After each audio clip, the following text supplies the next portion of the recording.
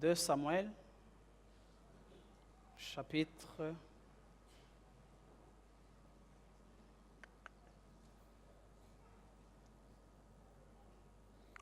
12. Samuel wa kabiri igice ca 12. Inkuru nyinshi mpagaze ko uyu munsi zo muri Bibiliya ziri muri ibi bice bya Samuel guhera muri chapitre ya 11 aho Dawidi yakoze icaha mu buzima bwiwe, kandi Bibiliya yashimye kukitwereka no kugishira ahabona. Ariko imbere yuko nsoma imirongo ndashaka guhagarara cane cane ku murongo wa 12 muri gice ca 12, Samuel wa kabiri 12 guhera ku murongo w'icenda. Samuel wa kabiri gice ca 12 guhera ku murongo w'icenda havuga ngo uyu n'umuvugishwa w'Imana yaje kuraba Dawidi. Umuvugishwa w'Imana yitwa Natani. Ku murongo w'indwi haravuga ngo maze Natani, igice ca 12 murongo w'indwi muri Samuel wa kabiri, maze Natani abarira Dawidi ati erega uwo muntu ni wewe nyene Uhoraho Imana y'Abisirayeli avuze ati ni jewe nakwimikishije amavuta ngube umwami w'Abisirayeli, ndagukiza ngukura amaboko ya Sawuli, nkwinjiza ingoro ya shobuja, nguha n'abagore biwe ngo bagusegure, kandi nkubwira nkugabira umuryango wa Isirayeli n'uwa Yuda, kandi iyo biba byarabaye bike mba narakongeye n'ibindi. Niki catumye ukengera ijambo ryanje jewe Uhoraho, ugakora ibyo mbona ko ari bibi, ukicisha inkota Uriya umuheti, ugacura umugore wiwe ukamugira gwawe, nawe Uriya ukamwicisha inkota y'Abamoni. None rero inkota ntaho izova mu rugo rwawe, kuko wankengereye ugacura muka Uriya umuheti umugira umugore wawe. Ko niko Uhoraho agize ati nzokuvyurira ibyago vyanduruka mu rugo rwawe, nzokunyaga abagore bawe ubona, mbahe umubanyi wawe aryamane nabo ku mugaragaro, ku murango. Wowe wabikoreye mu mpisho, ariko jeho nzobikora icese imbere y'Abisirayeli ku murango nyene. Maze Dawidi yishura Natani ati nacumuye ku Uhoraho. Natani aramwishura ati noneho Uhoraho yagukuye ku icaha cawe, ntugipfuye.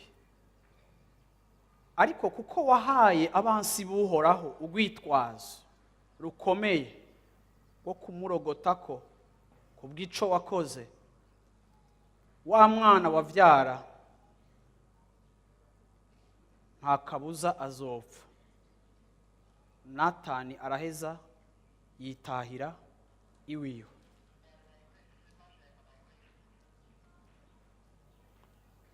Ikintu nshaka kuvuga uyu munsi, ijambo Imana yashize mu mutima wanje ejo bundi, kandi numva nshaka kuvugana na wewe muri aya majambo, kandi nizere ko ari amajambo Imana izanye ku buzima bwawe ko igomba kugufasha.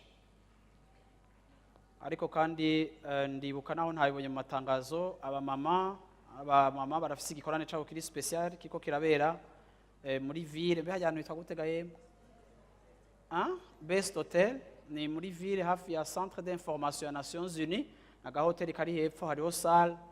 Ni igikorane catanguye guhera ku munsi wa gatandatu kiraza kubandanya uyu munsi.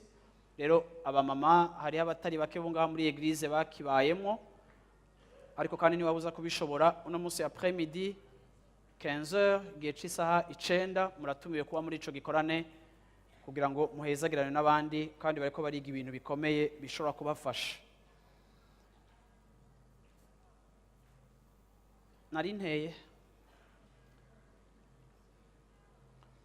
Nariko ndavuga rero ngo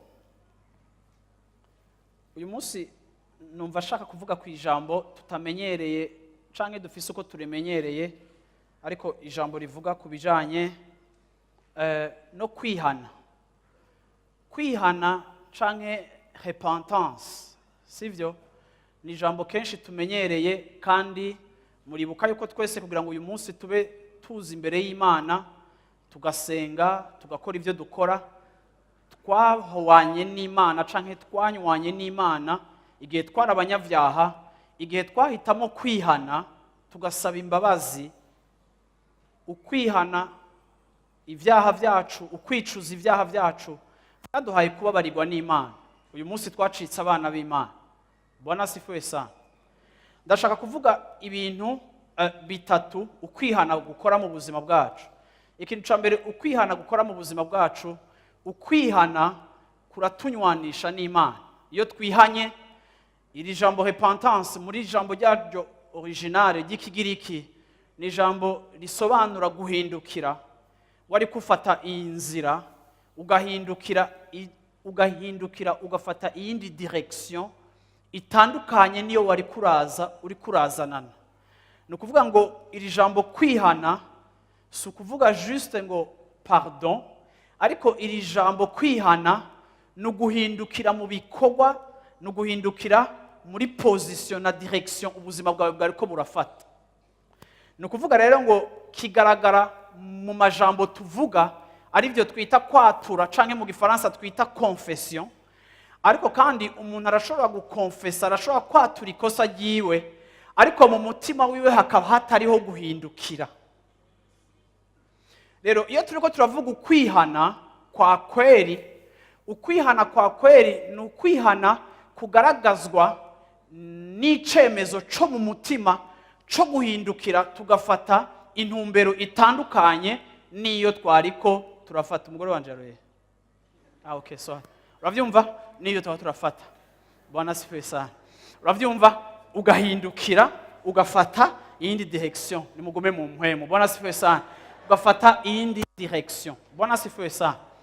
Rero iyo twihanye imisi yose kwihana kwa makuva mwijambo ryitwa kwicuza, regret. Uravyumva kwicuza. Iyo umuntu yihanye aba afise ukwicuza mu mutima wiwe kwingena ibintu yari karabigenza canke kwinyifato yiwe. Igihe rero hamaze kubaho mu mutima wawe gutahura yuko wari uhagaze nabi bivuye muri uko kwicuza, muri ako gahinda ko mu mutima ko kubona yuko inyifato yawe itariyo, muri uko kwicuza hakabaho kwihana.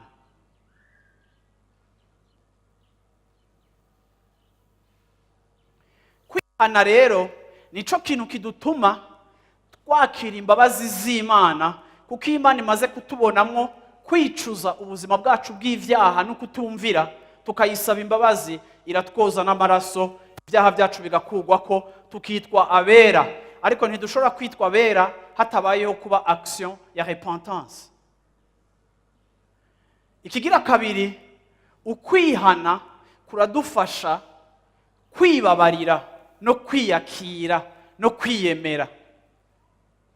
Mu buzima bwacu hari igihe tugira inyifato mbi kanaka tugatangaza abantu canke tugahemukira abantu, ariko ubwacu natwe tukihemukira kuko tutari tuzi yuko twoshobora gukora ayo makosa canke ivyo vyaha kuri urwo rugezo, kuko tutari tuzi ububi dutekeye mu mitima yacu. Twamara kwihana, uko kwihana ayo makosa bikadutera natwe kwibabarira no kwiyakira no kwimenya nk'abanyantege nke canke nk'abanyavyaha, ariko bikaguha kubandanya ubuzima bwawe. Ikigira gatatu, kwihana kuraduha kubana neza n'abandi. Ukwihana kuradutuma igihe twacumuye ku bandi, igihe twakoreye amakosa abandi, turatuma umubabaro n'agahinda kabo bihagarara kuko twabasabye ikigongwe kandi kuko twihanye. Bigatuma rero umuntu asubira kukwakira canke musubira kugendana kuko yakubonyemo kwicuza ibyo wamukoreye canke inyifato wagize ku buzima bwiwe. Ikintu nshaka kuvuga, ukwihana ni inyifato iri kirava mu ishengero. Hari abantu bafise inyifato y'ishengero ariko nita iy'idini yo kwihana, twarigeze kwibamwo tugikizwa, aho usanga umuntu yihana igihe agiye mu masengesho. Hama ugasanga umenga baratwigishije kera igihe twaba turi mu masengesho twaba dufise urukurikirane rw'amasengesho ukuntu amasengesho agenda. Washika imbere y'Imana, ikintu ca mbere wabanza gukora wari ugufata umwanya wo kwiyeza. Hariho n'abafise ivyumba vy'amahombi, hariho n'ikibanza abantu babanza kwihaniramwo imbere yuko binjira aho abandi bakoraniye. Hama rero amasengesho iminsi yose atanguye, ugatanga uvuga ngo Mana umbabarire, Mana unyeze. Waheza rero gusaba Imana, ugasanga rero uje ushaka gusaba Imana amafaranga, aho ukabuzi ko udashobora gushika gusaba amafaranga. Washika mu masengesho ukumva buno nyine ushaka gusimbira ku by'amafaranga, ariko kandi ugira uvuga iby'amafaranga wacha sindihana, bacutangura Mana umbabarire ibyaha byanje byose, umbabarire ibyo nagucumuye ko byose, umbabarire handi nabwira nabi bujenia, umbabarire handi yana credo na mukubita ikofe, Mana umbabarire igena gya kijya kintu, Mana umbabarire ibyo nibuka n'ibyo ntibuka byose, Mana akondisiyo yo kumbabarira virgule, Mana ndakeneye amahera. Ugasanga kwihana bifeza parti canke bigize urukurikirane rwacu rw'amasengesho, ariko ugasanga hari ukwihana nita ukwihana kw'idini, kuko ukwihana ni kuri muri formulation, si uburyo tuvuga amajambo canke uburyo tumensiona amakosa yacu, ariko iyo ndiko ndavuga kwihana, ukwihana kugomba kuva mu kwicuza. Kuko hari n'igihe dusaba ikigongwe Imana ibintu tuzi ko ejo tuzosubiramo. Ico gihe rero uzi ko ejo uzobisubiramwo, kuko kumbura ari byo bikubeshejeho ubwo bubandi. Iminsi yose mu masengesho wamubwihana, kandi ukabuzi yuko uza gusubira kandi guhera ku masengesho ubwibutsa Imana hama ugacurengana. Ariko bene uko kwihana si ya repentance ya kweli, kuko nta guhindukira kuhari, nta resolution, nta cemezo co mu mutima c'uko uvuye muri ya nzira yawe mbi.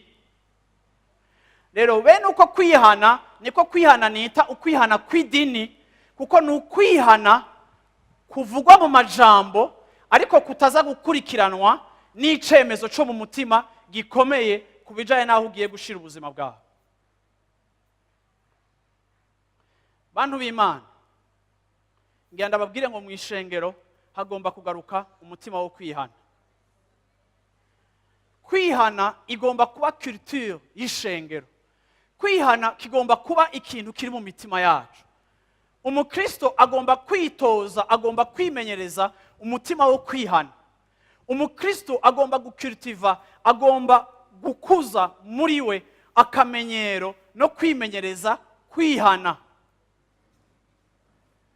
Igihe twihana imbere y'Imana twakira agakiza vyabaye rimwe, kuko nitwama twakira agakiza. Ariko hari ukwihana kwama kugaruka kenshi mu buzima bwacu, ni kwa kwihana kujaye n'icaha twagendeyemo. Ariko kandi hari ukundi kwihana uyu munsi nshaka guhagarara ko cane, ni kwa kwihana igihe twihana kuri bagenzi bacu igihe twabakoreye amakosa. Abantu benshi babayeho badasaba ikigongwe. Abantu benshi babayeho badasaba imbabazi ku vyaha n'amakosa bakoze. Bantu b'Imana, ishengero abakristo bageze ahantu kugiriranira amakosa vyabaye ibintu bisanzwe cane, ku rugezo aho atamutima ugisimba igihe wakomerekeje, igihe watsitaje, igihe wababaje mwene so, igihe wamuhemukiye, igihe wamukoreye amakosa. Ugasanga turi muri eglise turiko turasenga, ariko hari umuntu adashaka kwicara mu gace akunda kwicaramo kuko aca kubona akicara hariya, kugira ngo agabanye kubona isura yawe no kukubona wadugije amaboko, kuko nubwo wasavye ikigongwe Imana ku makosa wamukoreye, wewe nturaja kumusaba ikigongwe.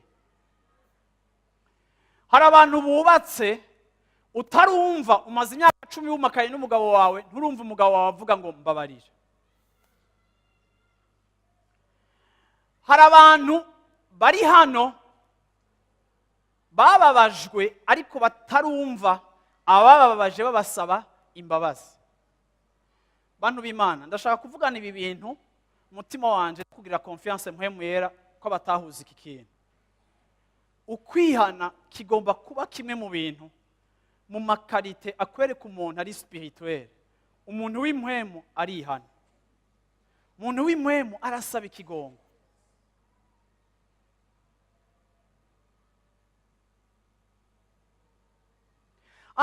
Je vraiment namukoreye amakosa narihanye imbere y'Imana. No, ntibikwiye kuko ntiwacumuye ku Mana, wabanje gucumura ku muntu. Abantu benshi baprefera kwihana ku Mana kuko yo itaboneka kandi ari Imana, ariko bakabura guca bugufi gukora mu mitima yabo kugira ngo basabe ikigongwe. Mwene so wakubise ijambo ribi, wacumise ijambo ribi, wabwiye ijambo ribi, uri umuvyeyi, hari ijambo ribi ushobora kubwira umwana wawe, ariko mu buvyeyi bwawe no kwihagarara ko kwawe ukumva yuko udashobora kumanuka osiba gusaba umwana wawe ikigongwe. Ngira ndakubwire ngo wa muvyeyi, ushobora kubabaza umwana wawe, ushobora gukomeretsa umwana wawe, ariko nta kintu na kimwe uzomukorera mu buzima gishobora kugira reparation nko gusaba ikigongwe.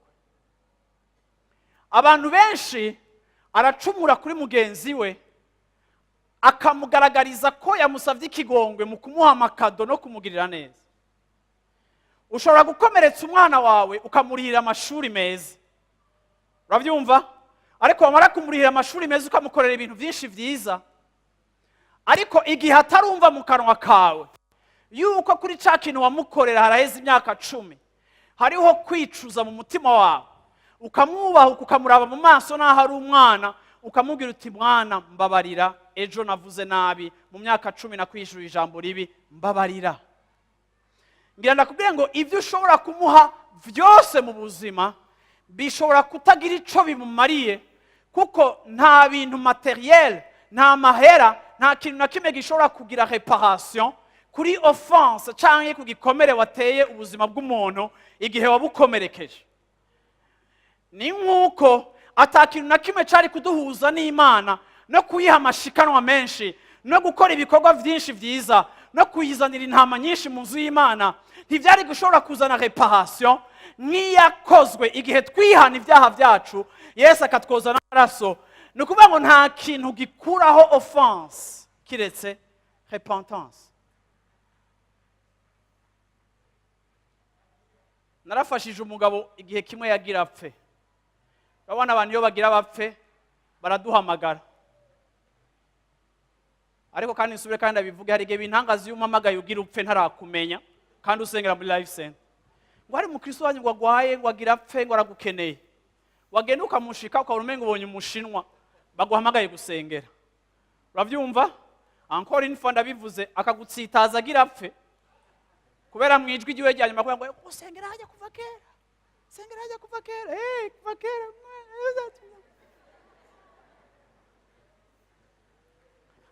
Je muzohore munyihanganye ikintu ndakunda kukivuga, je sinsuporta kutamenya umuntu, sinsuporta kuba ntarakuramutsa umaze imyaka usengera muri life center, ntavyo nemera.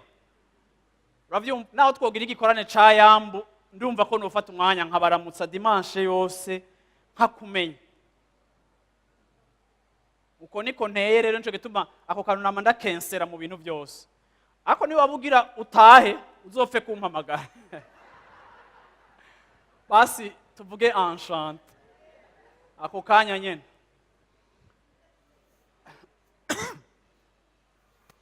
Turiko turaganira nashitse nyene nje gutabara. Turiko turaganira umuntu yari yarakijijwe, yari umupapa kuze, ariko turiko turaganira ico gihe Imana inshiramwo kumubaza iki kintu nyene. Numva ari umuntu ari mu nzira z'Imana agendana n'Imana, ariko numva gusa nshaka kumubaza ku kintu kijanye na kahise kiyo. Ndamubajije sanga n'umuntu imbere yo gukizwa yabanye nabi n'umuryango wiwe, ariko kandi aza kumbwira ko yakomerekeje umukobwa wiwe, kuko umukobwa wiwe yaravyaye, avyara hanze, avyara atari muri mariage. Bitera ikintu gikomeye, kandi arambwira amajambo yagize reaction mbi cyane, amufata nabi, kandi bibi bintu bibi. Ariko mu nyuma aza kwigarura, aza kumugirira neza. Arambwira ngo pastor, umukobwa wanje niwe mwana nibaza nakunze cyane mu nyuma y'ivyamushikiye, kandi ashishikaye kumugirira neza. Imana yaramfashije, ndamuhibi. Cenca ndamubaza nti waramusavye ikigongo? Arambwira ngo oya, ngo ariko narabimweretse. Ndamubwira nti papa, wonyemerera tukamurondera umwana wawe? Aba ngaha? Ego. Reka tumutume ko aza aha hantu.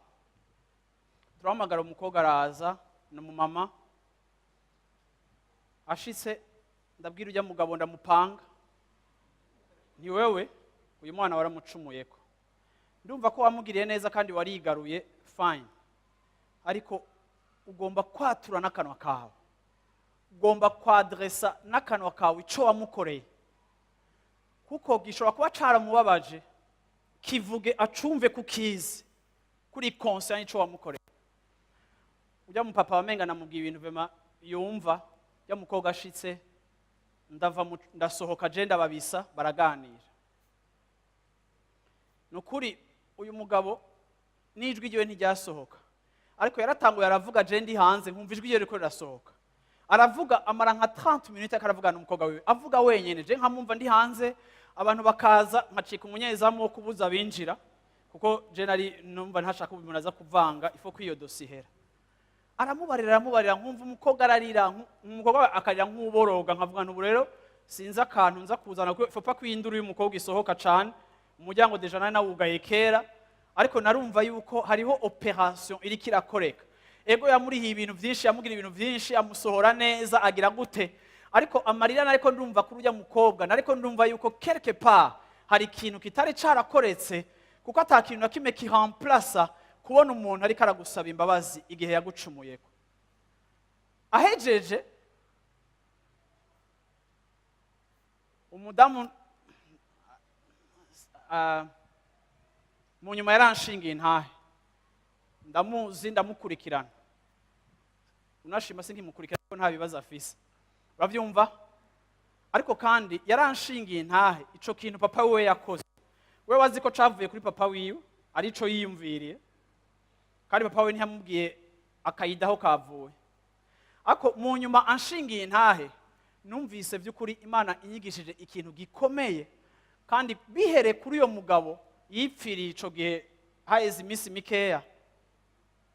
Nukuri byarampaye gutahura yuko nta kintu na kimwe kinganya inkomezi nko kwihana.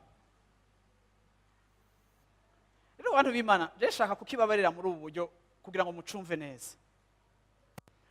Abantu benshi barakijijwe, ariko telma baramaze kwifamiliariza n'ibintu by'Imana n'ijambo ry'Imana, ku buryo abantu ntibagisabana imbabazi.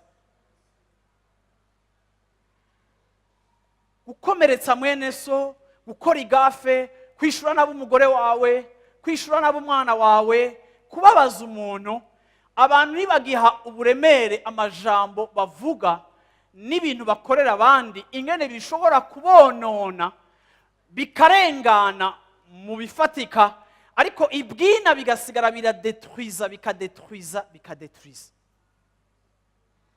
Nico gituma message yanje y'uyu munsi ndiko ndavuga ngo Mana garukana umutima wo kwihana mu ishengero. Nukuri naho turi abagabo, naho turi banyakubahwa, naho icari cyo cyose urico, ndakwingize muntu w'Imana witoze ingeso yo gusaba ikigongwe igihe cyose wumva umutima wawe ugomba gusaba ikigongwe.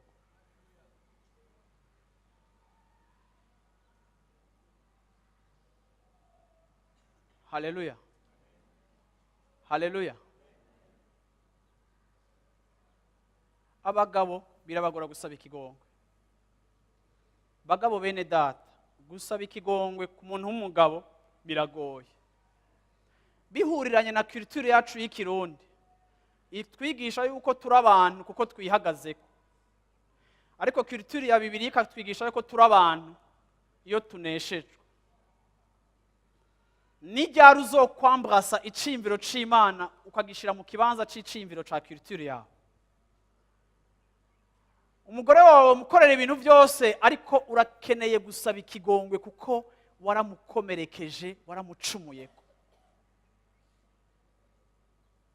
Bavyeyi murakeneye gusaba ikigongwe abana banyu igihe mumaze kudetekta yuko hari ikintu kitari co mubakoreye, kuko ibikorwa dukora ni imbuto dutera, kandi iyo mbuto dutera ubishaka utabishaka aka kavura karayivomerera. Bishobora gufata imyaka 3, bishobora gufata imyaka 40, ariko kandi ico kintu kizoja habona.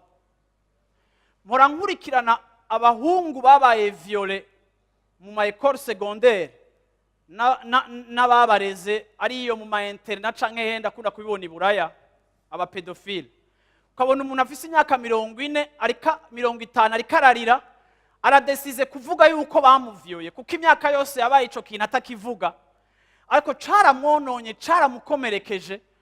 Yarize amashuri arayamenya, ariko aguma mu buzima bwe afise ikintu kagaturufu kavuye ku kintu yakorewe kandi kitigeze kibahepa. Yamara gukura akaja ku mateleviziyo kugira ngo yature avuge, kugira ngo ashobore nawe kwiyakira no kwiyemera inyuma y'ico yakorewe, kuko ikintu kitabaye adresse, kitabaye confesse, ushobora kukirenza ko ibintu byinshi ugashirako amashuka na decor nziza, ariko gishishikara gisambura ubuzima bw'umuntu kuko kitabaye corrige.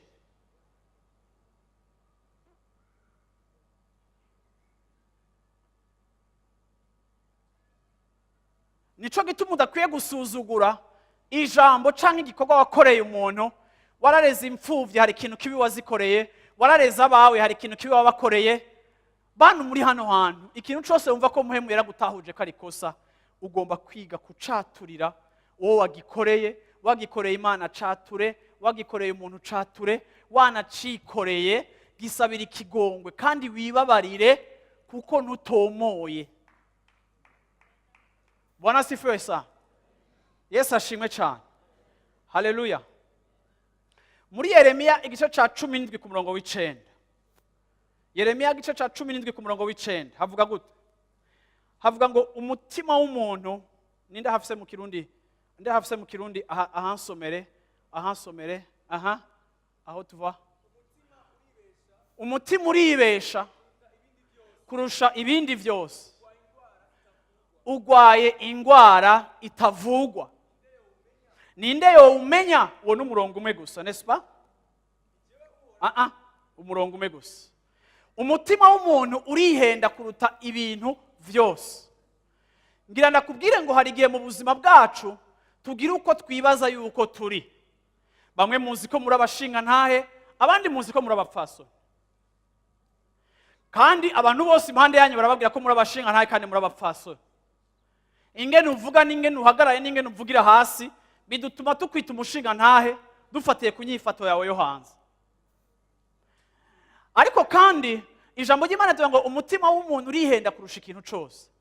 Iyo twebwe twiraba twiha amanota menshi kurusha by'ukuri ico turi ico cakwerekwe. Mu bisanzwe turabanyamafuti ariko batararonka opportunité na occasion yo kuyabamwo. Rero rimwe na rimwe hari igihe ukorokera ahantu ukagwa mu caha, ukagwa mu makosa, ukaza kwisanga utari mwiza nk'uko wahora wibaza kuri mwiza. None bimera gute usanze udatomoye nk'uko wavyibaza, usanze utari umushinga ntahe nk'uko wavyibaza? Iri ni isanganya ryinshi abantu bagenda bagira. Bibiliya itubwira abakozi b'Imana benshi bakomeye kandi bahambaye. Bibiliya iratubwira ubuzima bwa Dawidi nk'umukozi w'Imana mwiza ahambaye kandi ari exemplaire. Ndakunda kuvuga nti mu ba personnage biblique banje bo muri Ancien Testament umuntu wanje favori ni Dawidi. Ariko kandi aba bantu bose nahari aba grave, ba Mose, ba Abrahamu, ba Samuel, bande aba bantu bose Imana yarapermese muri Bibiliya kudushiraho fenêtre ntoya aho Imana itatwereka ubuhizi bwabo gusa, ariko Imana yaraduhaye accès kuri temps ya faiblesse yabo, kugira ngo nitubabone gusa ko ari abantu babaye abadasanzwe, ariko tubone yuko ubuntu bw'Imana bwabakoresheje, ariko nabone ari abanyamafuti bashobora gucumura kandi bashobora kunanirwa. Kugira ngo Imana twigishe kudasenga umuntu kandi twigishe tolerance yo ifise, kubera umuntu naho yoba ari umunyamafuti, still Imana irashobora kumukunda, irashobora kumukoresha kandi igatoreha amafuti yiwe, ikamugirira ubuntu bwayo malgré yuko atari parfait.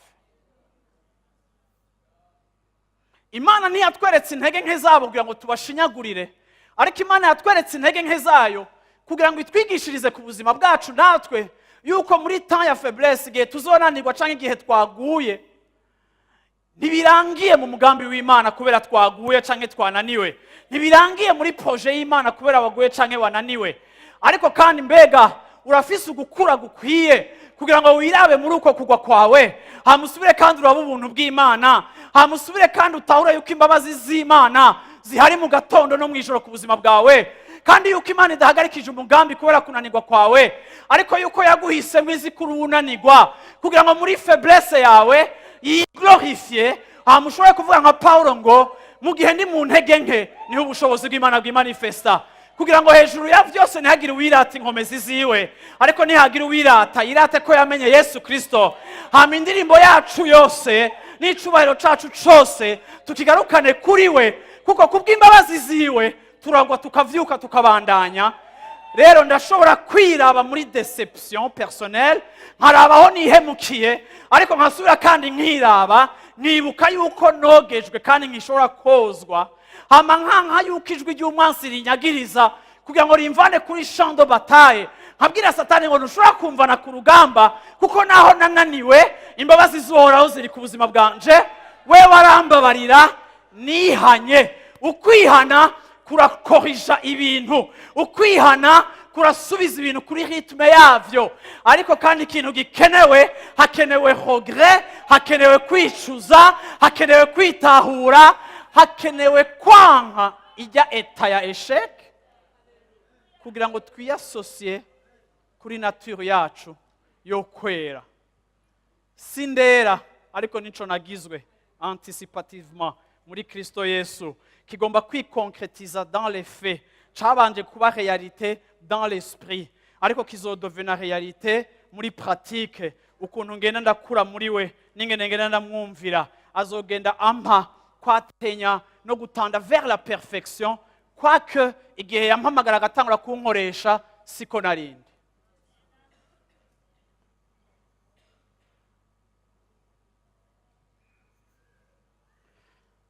Dawidi yabonye umugore w'abandi muri chapitre 11.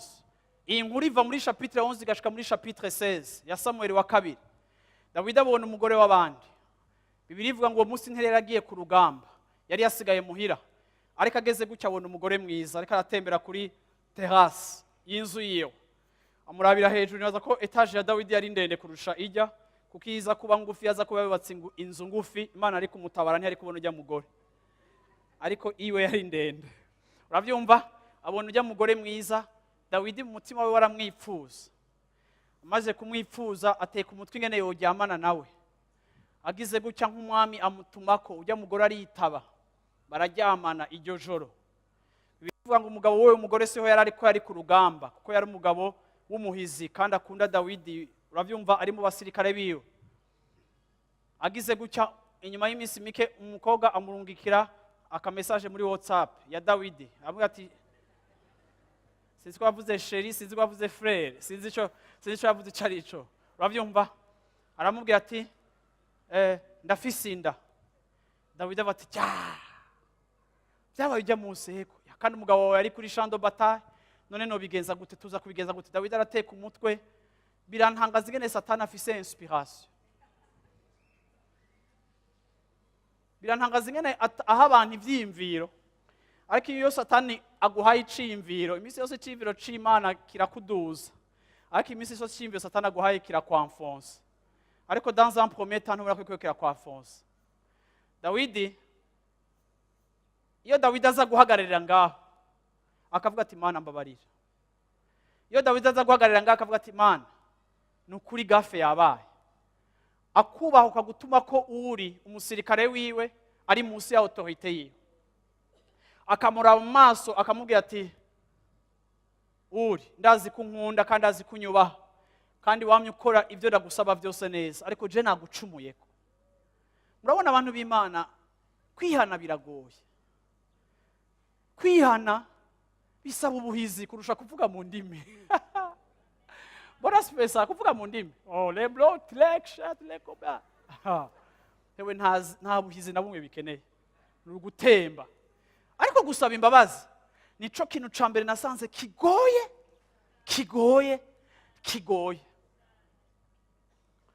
Rero bikaba pire kuko abantu b'Imana iyo umukizwa abaye pire, iyo umukizwa abaye mubi, ngenda kubwira ngo upfumone umupagani mubi. Kuko iyo umukizwa abaye mubi, ça veut dire yuko afise ukuri yahisemo guhonyora. Apana ukuri kw'ingene yarezwe, kuko ukuri kw'ingene warezwe urenga ku kuri kw'abavyeyi baguhaye. Ariko iyo uhisemo kurenga ku kuri kw'Imana kandi ukabuzi uko uyizi, nta kintu cica umutima w'umuntu nko kutagira umutima wihana. Nico gituma isengesho ryanje uyu munsi numva ashaka gusaba Imana turememo umutima wo kuvuga ngo mbabarira.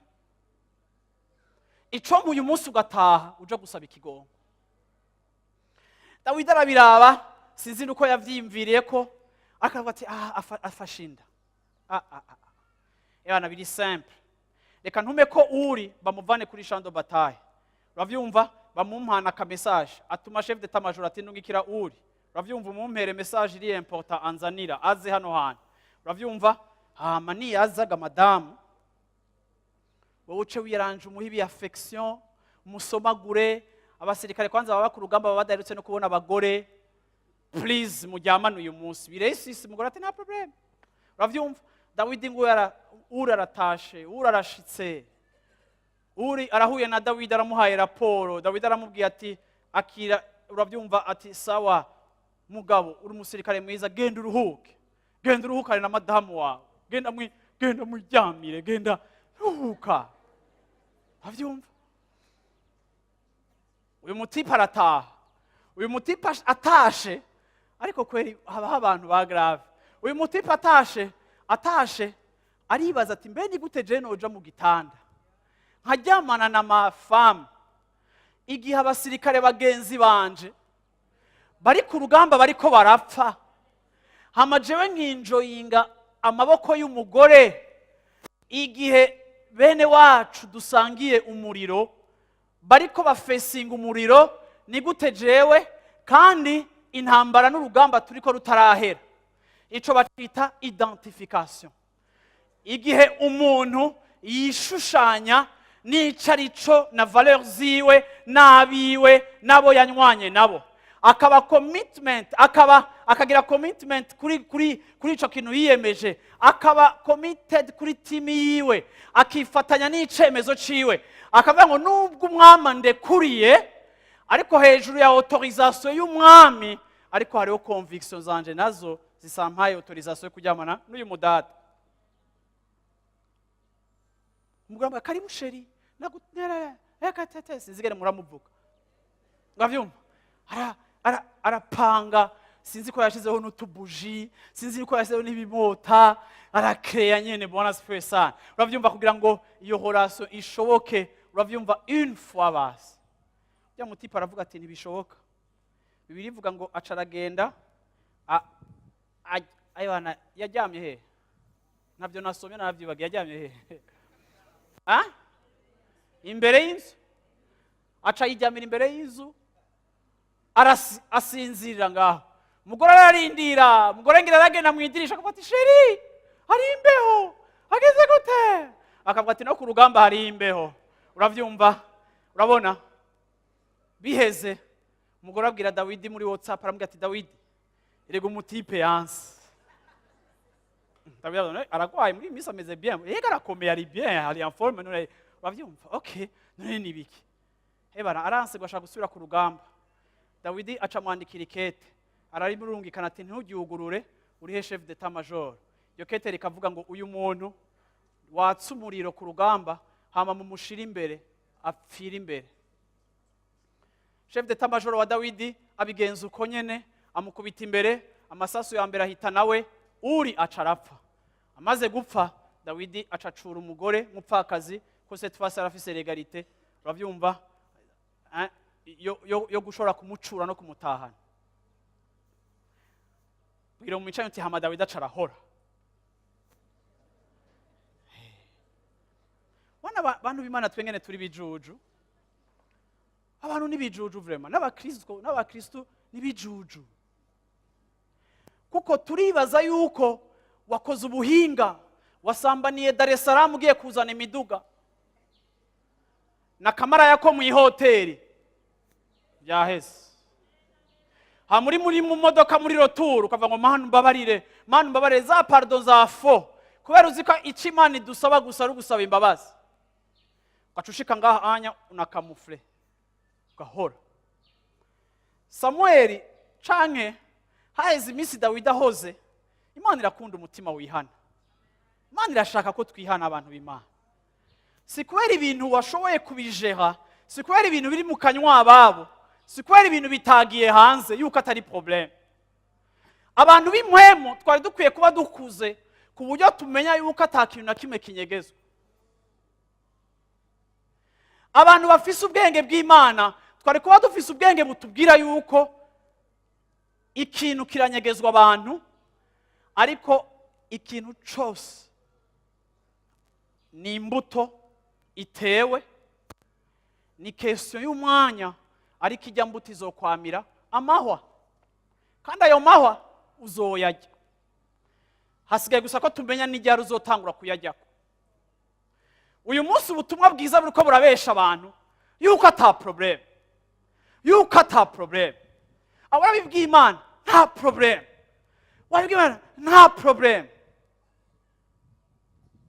Tukigisha abantu repentance itari ya vrai, kuko ukwihana guhagarika hemorrhage ni ukwihana kugaragazwa na confession. Dawidi arakorera Imana, ndibaza ko muri iyo minsi myinshi y'amagafe niho aca akora byinshi. Mbe wari uzi ko ari abantu benshi batanga amashikanwa menshi bari mu magafe? Mwari mubizi? Rero ishikanwa ryose rinini yaje nirimbira ko uri mu mpwemu. Hariho rimwe rinyegeza culpability, kuko bibaza ko Imana n'abapastori bakunda amashikanwa. Ukiexonera ku mafuti yawe kuko udashaka gufesinga responsabilité ya repentance mu gutanga byinshi. Hama twere natwe ko rimwe turi bipfu byo mu mpwemu tukagushima cyane ko watanze byinshi, ariko tudaparvena kudiscerna esprit gutera gutanga.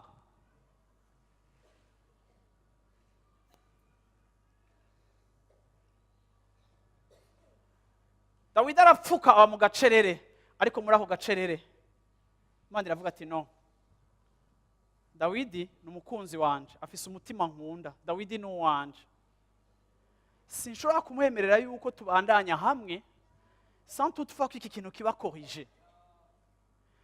Bantu b'Imana, Imana nishobora kukwemerera kubandanya kure naho wowe uri kurayubaha utari kurubaha uyo mugore wawe. Petero avuga yuko abo bagore bacu tudashoboye kububaha nk'abaraganwa na Kristo. Uravyumva? Iyo tudashoboye kubaha abagore ngo bashobora kutubera obstacle ku masengesho yacu.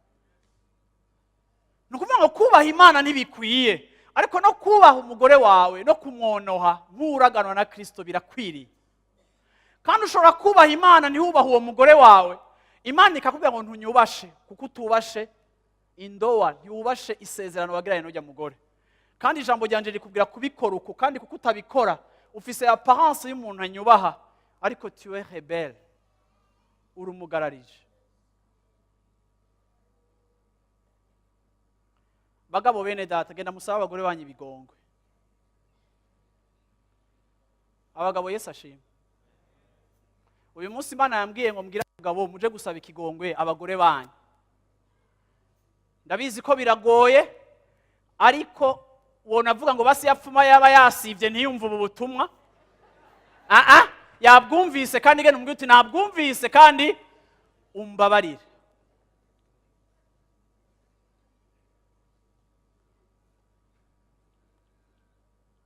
Uyu mutipe Dawidi yabaye umugestionnaire mwiza w'igafu.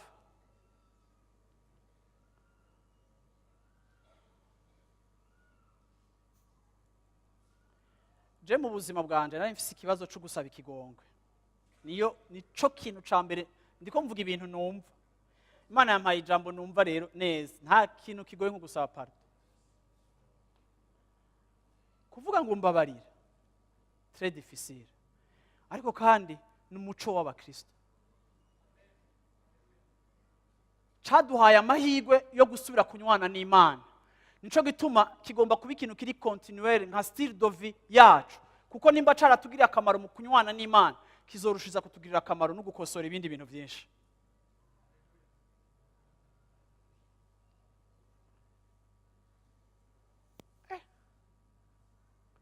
Naro nshaka gusaba ikigongo umugore wanje namukoroze nkasohora ijwi ryanje nkumva amaze kubona yuri kurarota. Hari igihe urota ukashaka kuvuza induru ngo bagutabara ukumva ijwi ririsohoka. Je nashaka kuvuga pardon nkumva ijwi riho rya mbere rica rinyika rera.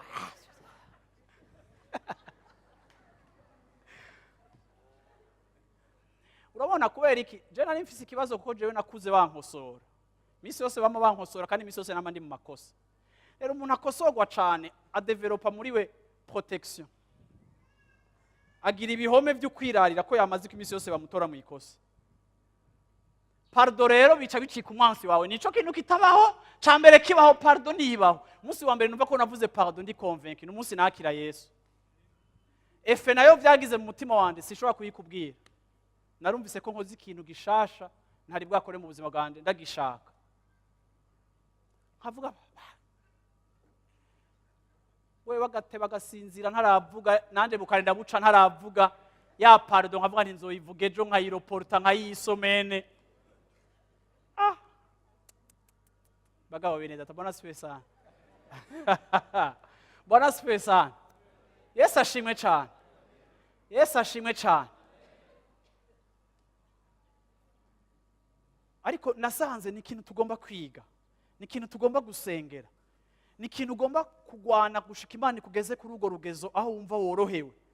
Kuko iyo utari umuntu yihana imisi yose wama uca ugenda urushiriza kwiyamfonsa. Iyo utadresheje ikibazo cawe hariho abantu benshi bigora kwihana. Hariho abantu benshi muri mwebwe mwagiye mu mafuti mwagiye mu makosa. Umaze kuja mu makosa abantu baje kuguhanura baguhanuye nabi. Ariko kandi naho baguhanuye nabi, naho bavuze nabi, naho bagufatiye ingingo mbi, ariko kandi twibuke yuko wari wakosheje. Ego sinshigikiye ingene bavyifashemo nabi, ariko nawe ntugire urwitwazo rw'ingene bagufashe nabi. Kwingene baguhaye igihano kirengeye ikosa wari warakoze. Ariko twibuke yuko warakosheje urakeneye kwihana. Hari abantu benshi baba ba victime w'ingene abantu babafashe nabi. Bakagenda bakagira yuko ikibazo cabo ari abandi. Ariko bakibagira yuko à l'origine abandi bakubereye babi kuko nawe babanje kwibera mubi. Mariko igice c'indwi aravuga neza. Aravuga ngo mu mutima w'umuntu ni mu mutima w'umuntu havamwo ivyimviro bibi, bushakanye ibi. Turi babi muri twebwe havamwo ibintu bibi. Kandi hari igihe y'ivyo bikorwa biba mu mutima wacu bibi bigiye ahabona tukabishira mu bikorwa, hari igihe tugira amadega tukonona ibintu byinshi. Ariko kandi mukobwa wibuke ko wari wavyaye mu buryo butari bwo, wibuke yuko abavyeyi naho bakugiriye iyo traitement bakugirira bikini biki, ego bavyifashemo nabi, ariko nawe warakoze amakosa. Muramura n'abantu baza kumbarira ibibazo vyabo agatangura akubwira ingene abandi bamubereye babi, ariko reka tuvanemwe abandi, wewe uri mubi kugeza he? Rimwe tugomba kuba courageux kugira ngo dushobore gukonfronta faiblesse yacu n'amakosa yacu hama tuyihane. Umwana w'icangazi yaragize amagafe yifatira inzira yiwe akagenda yononekara sizi umwanya byamufashe kugira ngo avuge ngo ndi umunyavyaha. Ukuteba kwihana niko wimba kandi kanogo. Ukuteba kwirepanta ku kintu wakoreye abandi niko ugenda wiyamfonsa. Ndagomba kubwira umuntu ari muri kino kibanza hagarika kwibira muri ayo mazi, harageze kuhagarara ukaraba mu maso uko wihemukiye, ukemera kuri umunyamakosa, ukavuga uti mbabarira naracumuye narakoze amakosa. Kubera iki abantu b'Imana? Imana aragwajwe na attitude ya Dawidi yo kutihana naho yari umuntu mwiza, kugeza naho Imana yaje kumuvugishwa Natani muhishurira igafe ya Dawidi. Mwereka ko Dawidi yasambanye n'umugore w'abandi, hejuru yicisha umugabo wiwe, hejuru y'ibi n'ibi. Imana iravyereka Natani. Natani ndamukunda, ni umuprofete afise sagesse abaprofete b'ino myaka bamwe badafise. Natani yamenye ko agiye kuvugana n'umwami. Imana ishobora kuguha iyerekwa, ariko hagati ya communication y'iyerekwa Imana iguhaye n'ingene uza gutransmeta ico Imana ikweretse, hariho urugendo rusaba ubwenge. Si kubera Imana igutahuje ibintu ku muntu uca umusimbira ko n'inzara Mungu amenioneshe. Si terrorisme. Imana yakugiriye grâce yo kukwereka ivyiwe. Mbega iyo Mana yagukominitse nta kuntu yo naguha n'ubwenge, nta kuntu woyisaba ubwenge kugira ngo umenye uko transmete. Dawidi yamenye ko agomba kuvugisha umwami. Proverbe iravuga ngo mubaho umwami kuko afise ubuzima bwanyu mu kiganza. Natani amenya yuko naho afise ukwerekwa kw'Imana agomba kumenya uwagiye gukomunika na position arimo. Abantu bose dufasha tugomba kumenya ko tubafasha bahere muri position n'ico bari naho bageze nuko batahura. Nico gituma Paulo yigishije Timoteyo akamwereka yuko afise uko agomba kwiyadresa ku bakecuru bangana na nyinakuru, ingene agomba kuvugisha n'abagore bangana na nyina, ingene agomba kuvugisha n'abasore bangana. Hariho communication igomba kuba iri specifique kandi iri approprié kuri chaque catégorie y'abantu ugomba gufasha kugira ngo barongore mu vy'Imana mu buryo bwiza. Natani amenya ko agiye kuvugisha umwami asaba ubwenge. Ndakunda Imana ko Imana ni sagesse. Natani aragenda araraba Dawidi ngo ati mwami, hari umutunzi mu gisagara cawe. Uyo yaratunze ibitungwa byinshi cyane. Umunsi umwe mwijoro aronka umushitsi. Aronse umushitsi acashaka kumugaburira. Ariko rero agira mugaburire, arabiraba mu busho bwiwe asanga afise umubanyi w'umukene. Uwo mubanyi w'umukene yarafise intama imwe, ako karakiwe, karagasheri kiwe, niko yakamamwo, niko baryamana kakamususurutsa, niko kantu ko nyene yarafise. Uravyumva? Ariko kandi haheze igihe wa mutunzi hageze ko abaga acatuma ko bamuzanira agatamba ka wa mutipe. Baca baragakerera barakabaga, agira umunsi mukuru imiziki irakubita. Dawidi avyumvise arasara. Ngivyo vyarabaye mu bwami bwanje, ivyo vyarabaye mu gihugu canje. Ahejeje kusara no gusara ati nimumunzanire uyu muntu ni bamuhane gutya na gutya. Dawidi wenyene aca ibihano, ariko en d'autres termes ahejeje guca igihano we personnellement amerita, ariko kandi yibaza ko agisabiye uyundi. Natani aramubwira ati mwami, ereka umuntu usu yundi ni wewe wasimbiye kuri Uriya. Imana rero yaguhezagiye, yaguhaye inzu ya Sawuli n'abagore b'irabaguha. Uravyumva? Ati niyo bitari kuba bikwiye yari kuguha n'abandi bagore benshi ko wewe wari umwami. Uravyumva? Abagore bari kugira n'ibihumbi mu nzu yawe, ariko usimbira kuri Uriya, un serviteur fidèle. Uravyumva? Usimbira ku mugore wiwe, ntiwajyamana gusa n'umugore wiwe, usimbira no kuri we uraniga. Dawidi yiravye, niho Dawidi atangura kwihana muri Psalm 50 cyangwa 51. Dawidi atangura kwihana aho yarize ingene ari mubi. Avuga ati rega Mana, mu nda ya mama niho navuye, ndi umunyavyaha. Atangura kuba conscient ububi bwiwe, atahura uburemere bw'icyaha ciwe, agira repentance, agira ukwihana kuri sincere, arasaba ikigongwe, ararizwa n'inyifato yiwe ivyo yakoze.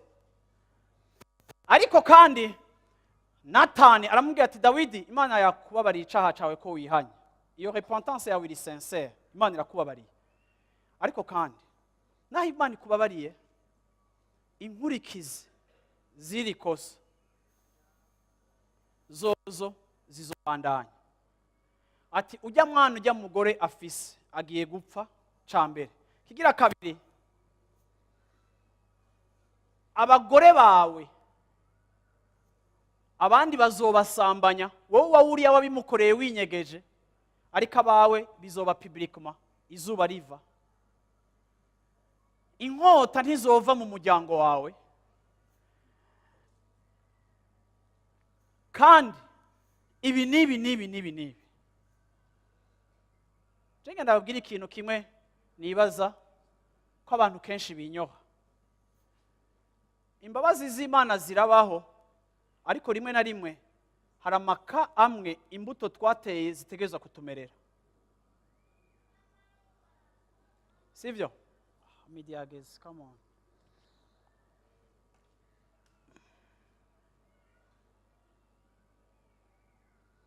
Sishaka kubisoma ibi kugira ngo sindabatwara umwanya w'ico nshaka kuvuga.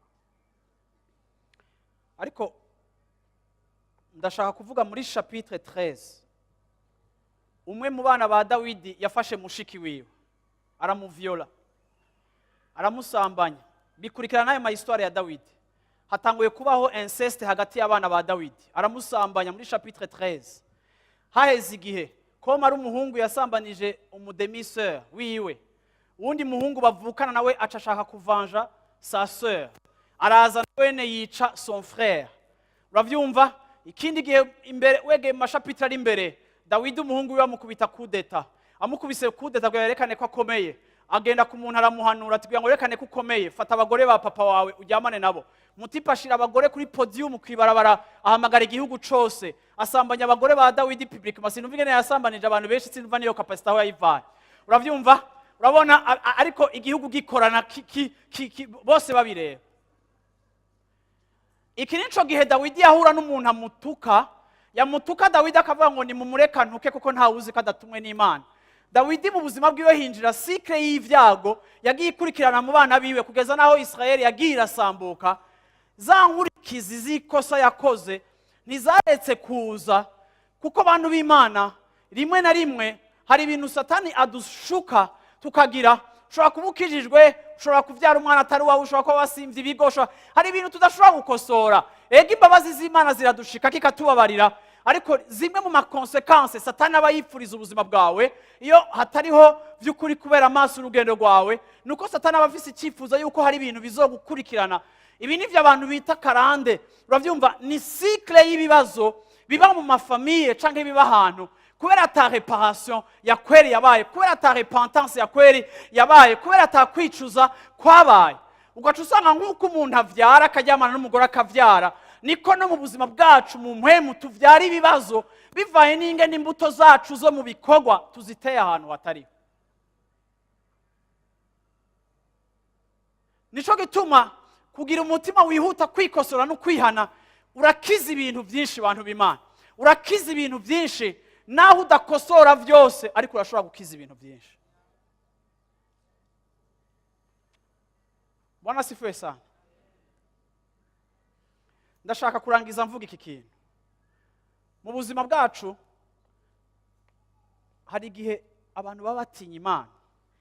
Aya majambo muri Bibiliya avugwa mu buryo bubiri. Hariho gutinya Imana, hariho la crainte de l'Éternel, hariho na la peur.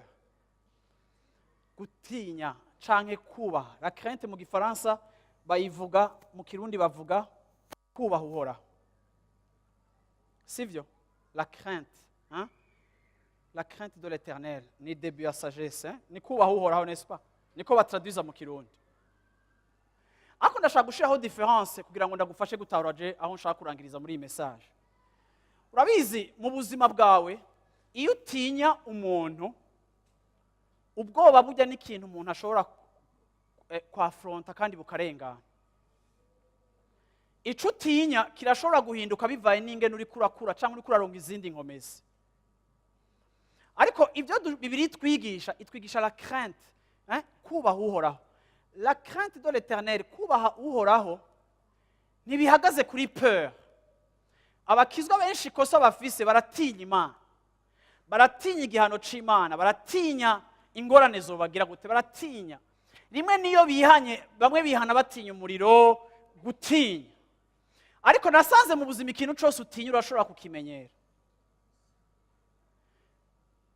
Ariko iyo bavuze ngo kubaha Uhoraho, la crainte de l'Éternel, nukundi gutinya Imana guhagaze mu kumenya ingene icivuga rukuri.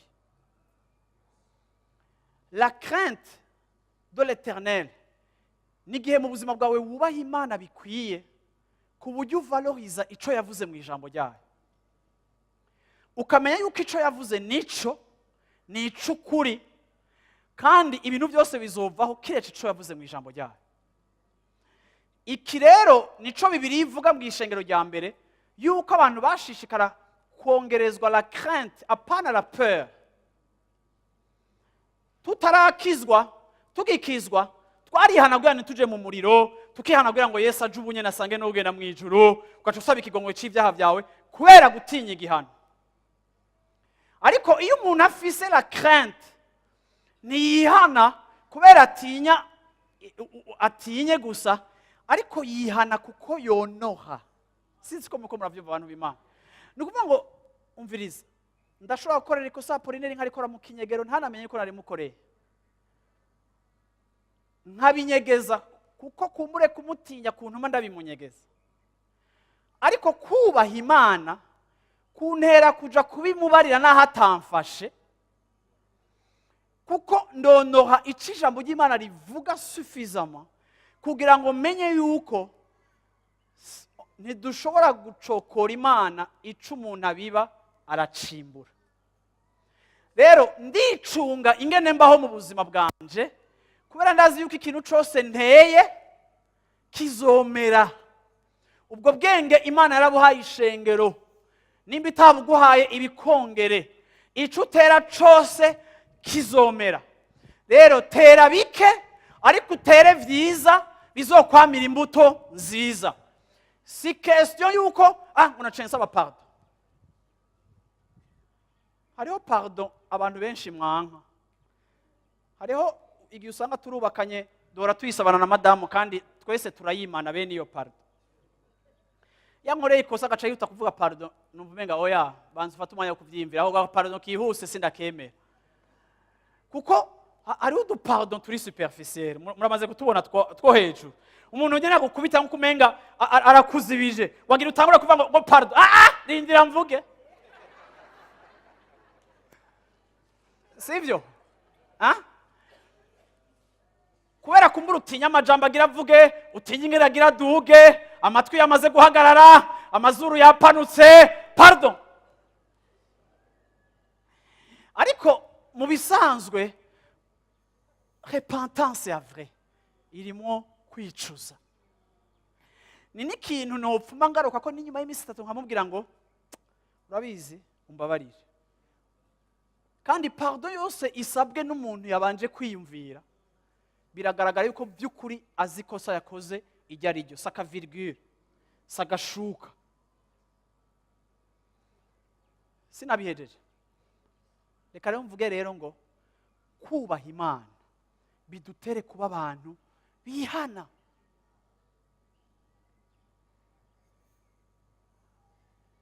Ugomba gusaba ikigongwe umugabo wawe, cyane cyane mugomba gusaba ibigongwe abana banyu. Urabizi ejo nako ndaraba emission igihe twari muri Canada barafise abantu bakera baba Indien basanze hajya nibo bene gihugu nyene bakwerekweri basanze hajya, hama muri esclavage barabamaltreta, barabica.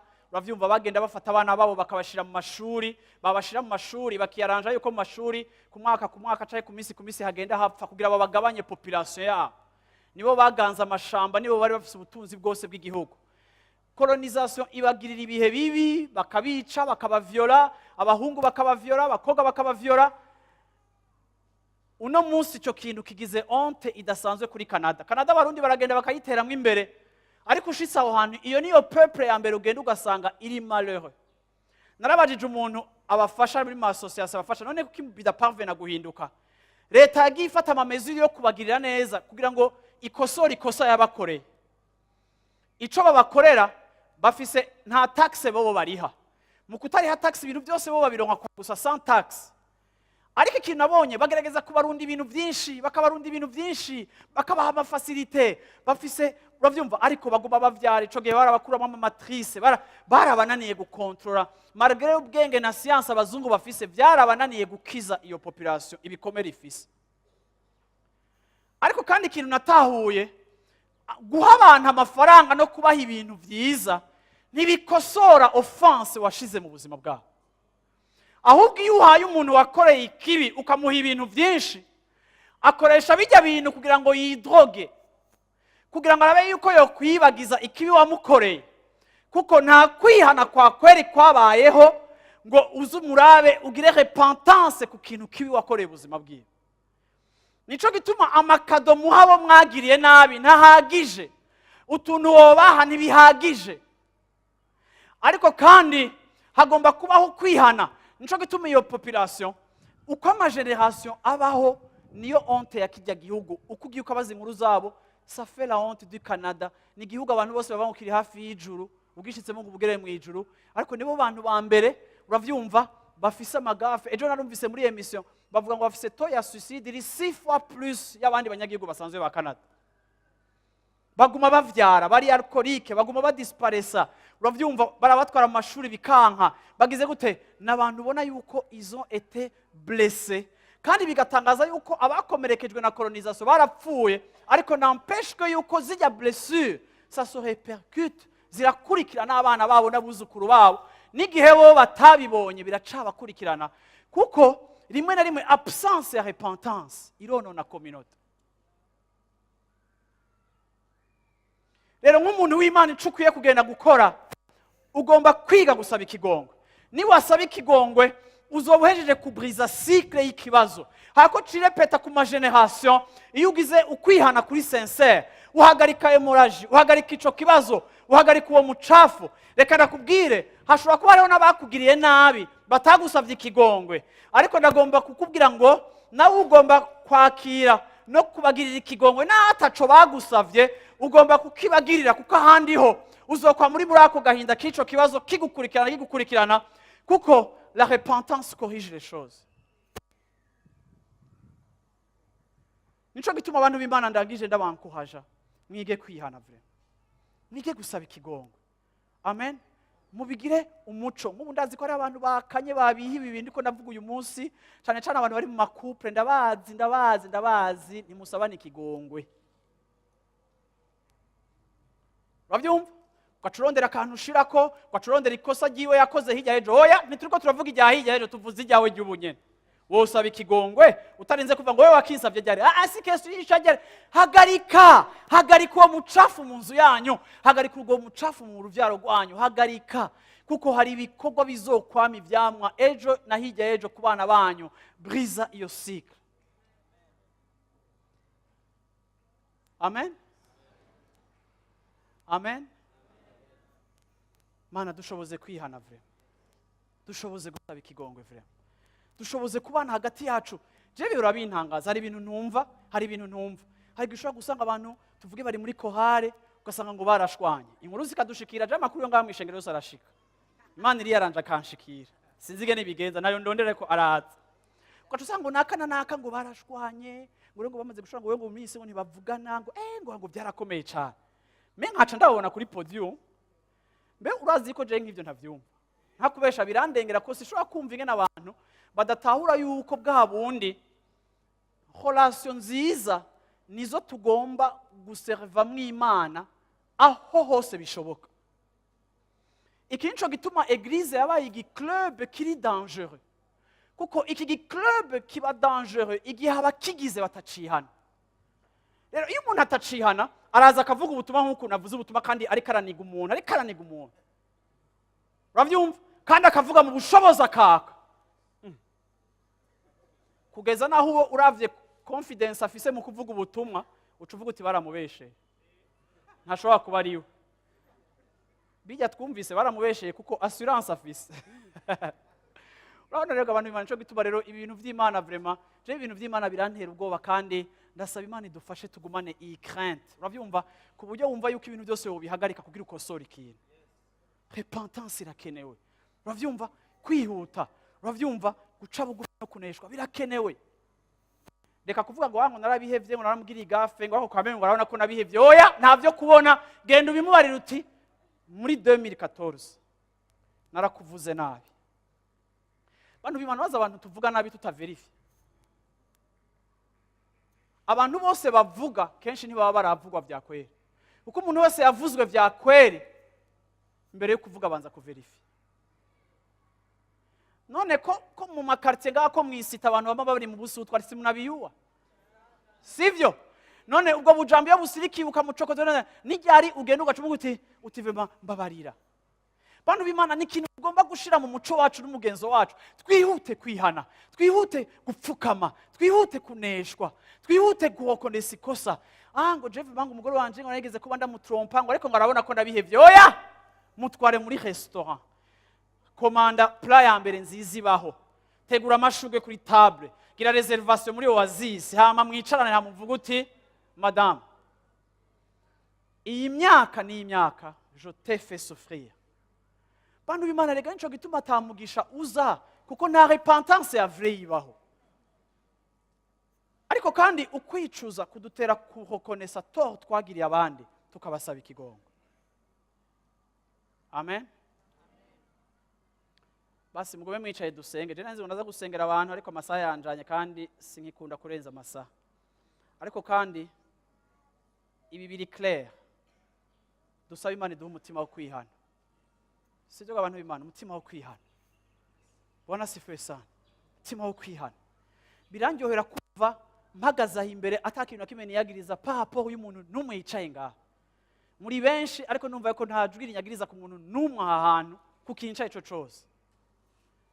Ariko kandi ndumva yuko vyongora hari ikintu nzi ko kitari co. N'entreprenye gukora ku buzima bwawe. Hama nkahagarara ngaha nkakawuka. Mbe murazi yuko iyo ubaye umunyamafuti hari amapredikasiyo butakigira. Kuko uratinya kuyakorako kuko akurega inshuro 100. Kandi urazi yuko muri auditoire hari abantu 10 baca bavuga ngo tumbereze izo ntoke kiguri wewe. Rero ugatakaza autorite, ugatakaza message z'Imana ikaziguha, ugacubwira Kristo uravuga kuri iyi message nani. Ugatangura gupanga undi aja kubivuga kuko wewe wumva yuko wogira isoni. Ya kubivuga.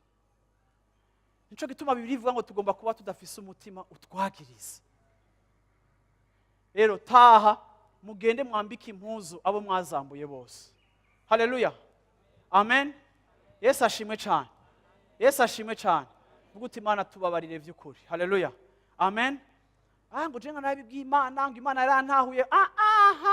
Genda ubibwire Jeannette nyene ndiwo wabikoreye. Apana Imana, kandi Imana ndayikunda, kandi reka ndayivugira aha hantu kuri iki kintu ikurunga ikiwiwe nyene.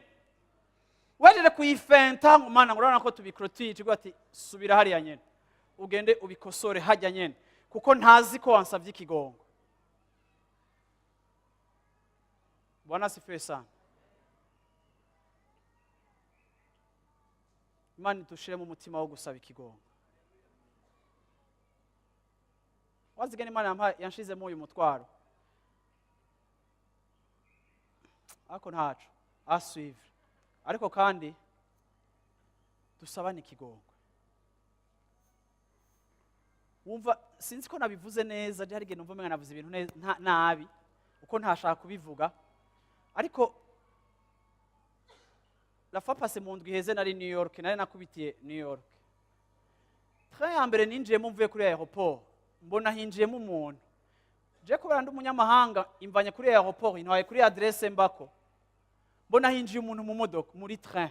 Turi benshi turahoze, aratanguye, aravuga mu byongereza atangura kwivugira ingorane ziyo. Akavugira hejuru, je nkumva menga ndamutinya. Siranzi ko nogera insecurity hariya. Uravyumva?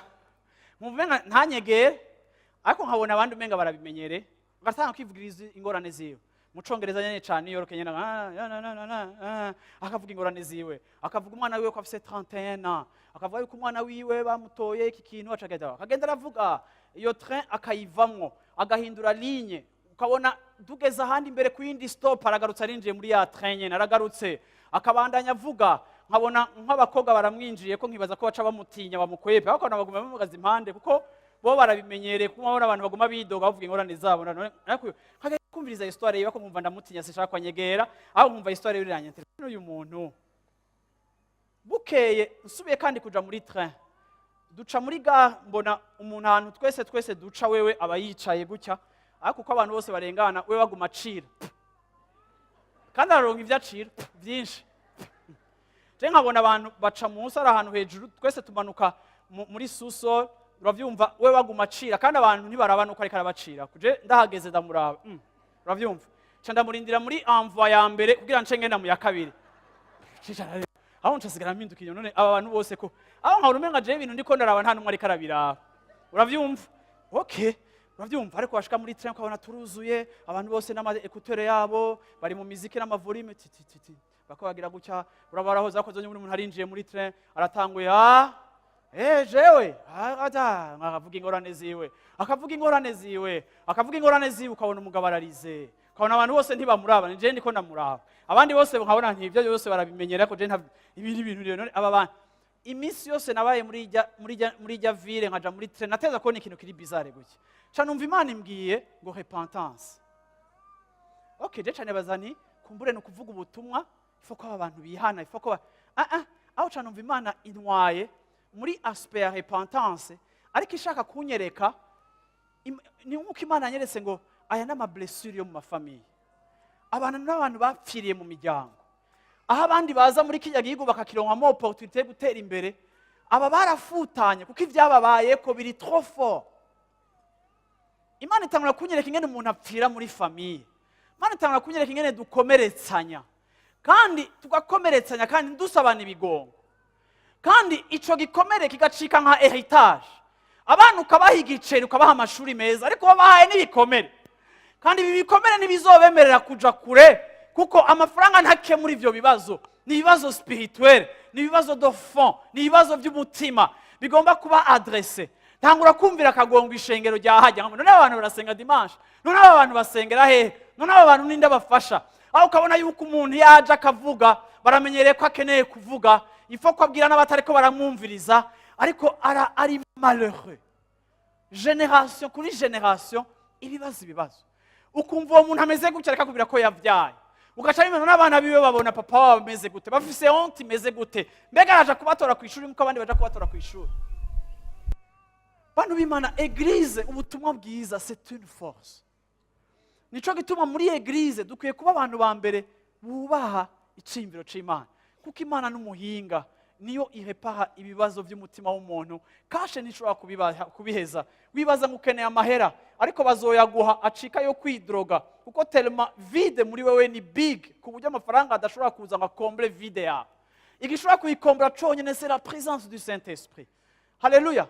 Nico gituma abantu b'Imana tureke society komeretsa bikomeretsa ariko twebwe abizera ntitube mu gitigiri c'abantu bakomeretsa abandi ntitube mu gitigiri c'abantu bonona ikindura kimwe tube mu gitigiri c'abantu bakosora bafise uwo muco mwiza kuko ako kantu niko kazoha abantu tubayemo guhinduka ubwo nibwo buryo bwonyene église ishobora kubrilla. Amen. Mami Yesu ndaguhaye icubahiro ndagushimiye kugira neza kwawe ndagushimiye ubuntu bwawe ndagushimira ukuri kwawe Mana ndagushimira Mana yo mwijuru ko uri kuradutumira Mana kuba abantu bafise imitima un cœur repentant imitima yihana imitima yikosora Mana imbuto ziva mu kutihana zitwamira amahwa zikonona zikica ako Mana ntitukigomba kuba mu gitigiri ntitugomba no kuba muri kategori y'abantu biyica kuko Mana twe twamenye umuco kandi turi abana b'umuco ndakweretse ishengero ryawe. Haleluya. Ako kandi munyemerere ndashaka gusengera umuntu afise ibintu byamukomerekeje atigeze asabwa imbabazi kandi abagukomerekeje kumbure bamwe barapfuye canke abandi ntibashaka gusaba ikigongo ndashaka uzengaho imbere ndagusengera kuko uyu munsi tugomba kubriza iyo cycle yico kibi bagukoze kugira ngo nikigusambura. Haleluya. Nimba uri uwo muntu uze hano hantu kandi nimba uri n'umuntu vyakugoye gusaba ikigongo ushaka gusaba ikigongo uze ngaha nyene ndagusengera na wewe nyene urashaka gusaba ikigongo ariko byarakugoye warabuza aho uca warabuza aho uhera ndagomba nawe uze ndagusengera. Haleluya. Kuko nizera ko mpemu yazanyira ijambo kubw'umuntu wiwe ari muri kino kibanza. Haleluya. Haleluya.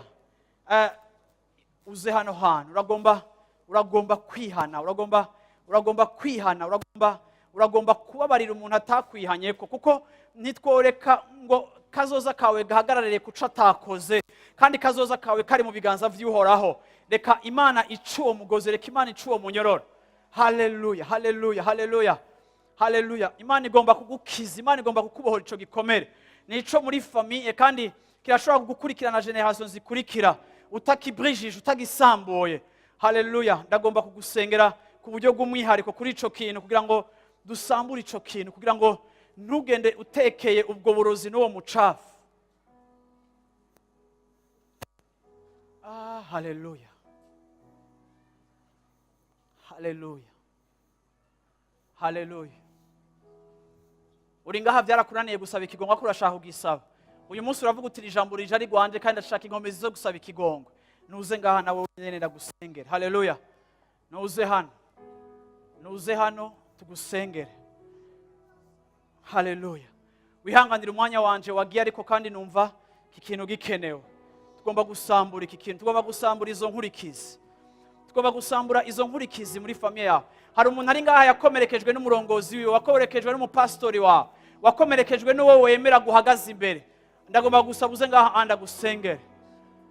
Haleluya. Imana idushoboze gusambura ico kintu hejuru y'ubuzima bwawe, kugira ngo Imana ibrise uwo iyo continuity, Imana isambura iyo continuity y'uwo mucafu ku buzima bwawe. Bashobora gutangura kwisengera nimba uhagaze ngaho imbere, kasabe n'ishengero ryose twese duhagurutse dutangure gusenga. Nawe aho wicaye mu kibanza cyawe uvuga Imana mu mutima wo kwihana, mpa kwihuta gusaba ikigongwe, mpa kwihuta gutunganya, mpa kwihuta gusaba imbabazi, mpa kwihuta guca bugufi igihe bikenewe. Reka kuvuga ngo ibyo namukoreye ni bikeya, ntibikeneye ko ndamusaba ikigongwe. Ninde yakubwiye wowe ko ari wowe wo kwevariwa uburemere bwavyo? Ishobora kuba ari ijambo ritoya ariko ryamukoza ahantu habi, ishobora kuba ari ijambo risanzwe ariko ryamwononye. Nimba muhemu yaragutahuje, genda ubwigire imbabazi, genda utanga imbabazi, genda utanga imbabazi, genda utanga imbabazi. Haleluya. Ndashaka kumva ishengero risenga, kiretse abafise imanza zihuta, ariko ndashaka dusenge. Haleluya.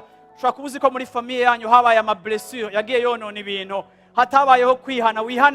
Wihane ivyononekaye muri famille yawe, usaba Imana réparation, usaba Imana kuintervenir, usaba Imana kubriza, usaba Imana guhagarika iyo cycle niyo karande y'ibibazo gumikurikira famille yanyu. Usaba Imana uti Imana kosora. Niho ubutumwa bwiza bufitiye ubushobozi, kuko bushobora gutuma ibintu bisambuka kandi bihome bihenuka. Kini gihe cawe cuko ivyo bihome bihenuka kandi bigasambuka. Simfata umwanya munini, ariko muri action yawe no mu guhaguruka kwawe no kuza hano imbere, ndizera ko ari gushobozwa n'Imana n'igitangaza c'Imana. Haleluya, haleluya, haleluya. Mwami Yesu, ndaguhaye icubahiro kuri uyu munsi mwiza. Mana, ndagushimiye presence yawe, ndagushimira Mana icyari c'ishengero Mana.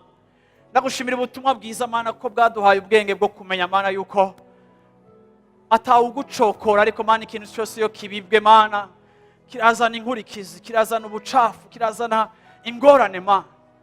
Mana, ndasenze Mana kuri uyu munsi Mana ngo Mana ukiza aba bantu bari muri kino kibanza Mana. Bamwe mu babakoshereje barapfuye Mana, ntibahari kugira ngo babasabe ikigongwe, ntibahari kugira ngo babasabe imbabazi, ariko Mana mu ijuru ubuzima bwabo busa nk'ubwahagararikiye Mana kuri dommage babakosheje Mana. Nta réparation yigeze iba, nta repentance yigeze iba, nta confession yigeze iba, nta kwatura kwigeze kuba Mana. Mana, turagomba vy'ukuri gukira, turagomba Mana kubohoka Mana.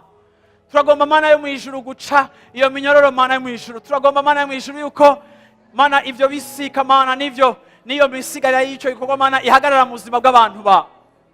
Ndasengeye umuntu ari hano muri kino kibanza Mana yo mu ijuru, kugira Mana ngo ukize umutima wiwe Mana, kize umutima wiwe Mana, aho yahuye na deception, aho yahemukiwe n'abatari kumuhemukira, aho yakomerekeye, aho yababarijwe hatari kubabarizwa, aho yahuriye n'isanganya, aho yari yiteze kurongera umugisha. Ndavuze Mana ngo mu izina ryawe Yesu, kiza Mana, kiza Mana, kiza Mana, kiza Mana umutima wose uri muri kino kibanza ukeneye gukira Mana. Kiza Mana umutima wose ukeneye gukira Mana. Tu es celui qui pense nos plaies, Seigneur Jésus. Niwe uhagarika Mana ukuvirirana kwacu Mana kw'igihe kirekire. Niwe uhagarika Mana yo mu ijuru iyo effusion y'amaraso Mana. Mana igihe cyose umenye igikomere kidakira Mana. Mana kubera ata repentance iri sincere yabaye Mana. Mana ndasenze Mana ngo ukize umuntu ari hano. kiza umuntu ari hano hantu Mana, kiza umuntu ari hano hantu Mana. Mana ndaciye uwo mugozi mu izina rya Yesu Kristo. Mana ndamusengeye Mana ngo guhera uyu munsi Mana aboho ku mwana wawe kugira ngo agende yidegembya kandi akize Mana.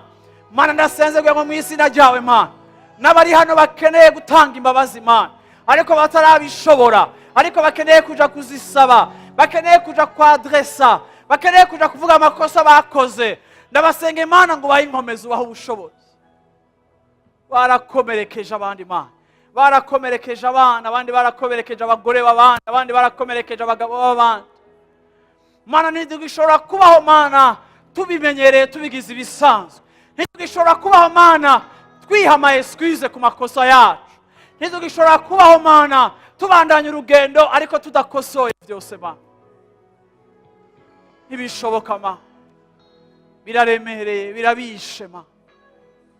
Mana ndasenze Mana kugira ngo uhe inkomezi uyu muntu ari hano hantu Mana uyu munsi zo gushobora kuja kurekura, zo gushobora kuja gutanga imbabazi aho yononye, aho yakosheje. Muhe ubwenge Mana bw'ingene abikora, muhe ubwenge Mana bw'ingene abikora, muhe ubwenge Mana bw'ingene abikora. Hariho n'abagiye gukosora abandi babakosora nabi kuko batagize ubwenge nk'ubwa Natani. Mana bahe kwihana Mana kuko naho ibyo bavuga ari ukuri, batanze ukuri nabi, ntibagutanze mu bugwaneza. Ndakwizigiye mpwemuye, ndagufitiye confiance mpwemuye yuko Mana kukubaha bigiye kudutera Mana guhinduka ingene tubayeho, bigiye kudutera gukura Mana injyane hagati yacu no mu mazu yacu Mana, kugira ngo Mana tubeho atajwi ritwagiriza. Ni mu izina rya Yesu Kristo ndabisabye, mu izina rya Yesu Kristo. Mana ibahezagire, mugire indwi nziza, Mana ibagire neza, tuzosubira mu ndwi hagati, Mana ibashoboze.